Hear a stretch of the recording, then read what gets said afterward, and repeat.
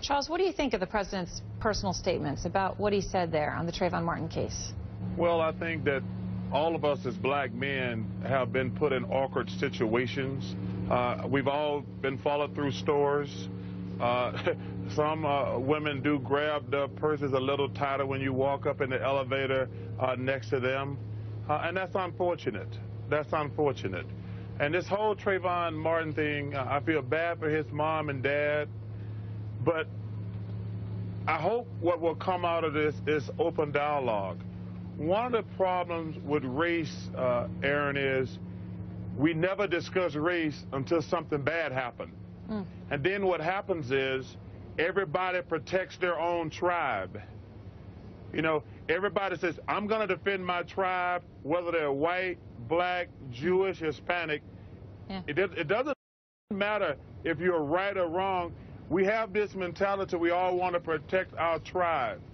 But listen, we got to start talking about race when everything is calm. We can't go into a dialogue when everybody is mad, because, like I say, everybody protect their own tribe, but also there's anger. We need to sit back and say, let's have an open and frank conversation about race. That's what we really need to do. And you know, to your... And let me make this other point. And I want to make this one point. You know, when people talk about race, they always want to act like it's only white people who are racist. Listen, there are black people who are racist also. Don't ever get that. That's one thing I always want to talk about. And I consider racism the greatest cancer of my lifetime. Unfortunately, to some people, I'm always going to be black. But the one thing I learned growing up in Alabama was my grandmother, who's the greatest person who ever lived in my life, said to me, you judge everybody by their own individual merits, because there are just as many black idiots as white idiots. Words of wisdom and so clear. But and let me just ask you, because as you say, a lot of people are angry, right? And you're talking about the need for a conversation about race, and you're saying that in a very thoughtful way. But you also agree with the verdict, right? The verdict in the Zimmerman trial. Yes, I think that George Zimmerman, Mr. Zimmerman, was racial profiling Trayvon Martin. He was wrong in that. I think he was over-aggressive. But I think at some point they switched places, and Mr. Martin became aggressive. But and look, I watch CNN every day. I pay close attention to the trial. I don't go by sound bites and all this other stuff that you hear on the side. I paid very close attention to the trial. But just on the evidence alone, I think the verdict was fair. Just on the evidence, not he was wrong for racial profiling Trayvon Martin. He was wrong for following Trayvon Martin.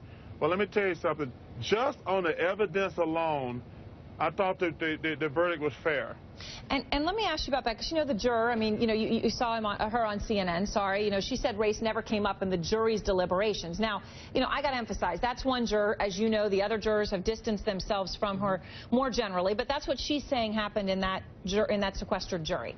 But as you know, people like Al Sharpton are saying the verdict was an atrocity. They're using words like that. Do you think race played a role in the decision? I mean, there are those who say, well, look, this was a, you know, a 6-person jury. 5 of them were white. 1 of them was black and Hispanic, and they're now saying that race played a role in the verdict. But you're sitting here on this show as a black man saying, well, I think it was the right verdict. Well, I think race played a factor in Mr. Zimmerman's mind.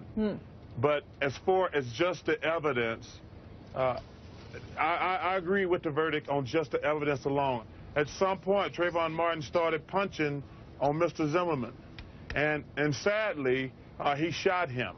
But just on the evidence alone, I can't disagree with the verdict. And let me ask you about one of the guests earlier this week. She came on the show and she said something that, well, it really got me thinking. And given what you're talking about profiling, I wanted to ask you about it. You know, she said subconscious profiling, which I think, if we can be honest, we all do, right? In some way, shape, or form, whether it's racial or gender. I mean, you know, human beings profile human beings. But she was talking about this case and saying, well, look, if there was subconscious profiling going on, which she believed there was, that was essentially an act of hate crime, which, of course, would hit then the federal level, right? The Department of Justice level for a prosecution. But do you agree with that concept that subconscious profiling is an act of hate crime? I don't think the Justice Department should get involved in this. Listen, just because you don't agree with a verdict, you can't change the rules. You can't change the rules because you disagree with a verdict. You know, Erin, one of the biggest problems we have in this country is we're still segregated. Yeah. The black people live on one side of town.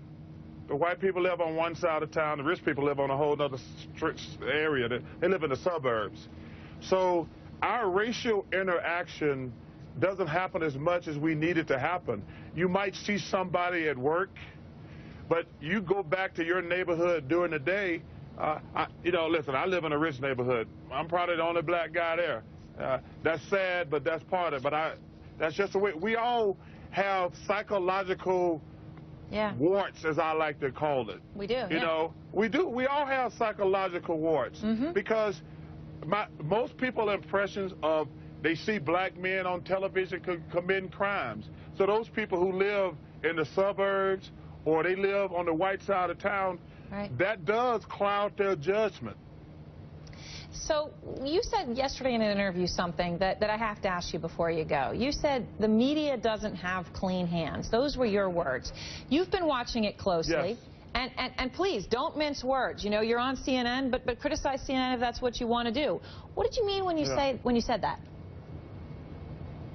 Well, race to me is the perfect storm for the media. They love racial animosity. The media loves, first of all, they love anything that's controversial. But race is the perfect storm for them. To get a white guy and a black guy on television yelling at each other every night, one for the defense, one for the prosecution. Television, they're riding this Trayvon Martin thing, and it's sad because a kid lost his life, but the media, they love controversy. And the greatest controversy in this country is racism, sadly. Well, I think it's a fair criticism, and one, you know, everyone sitting where I'm sitting needs to really think about. So it's a fair point. All right, good to talk to you. Charles Barkley there. Thank you very much.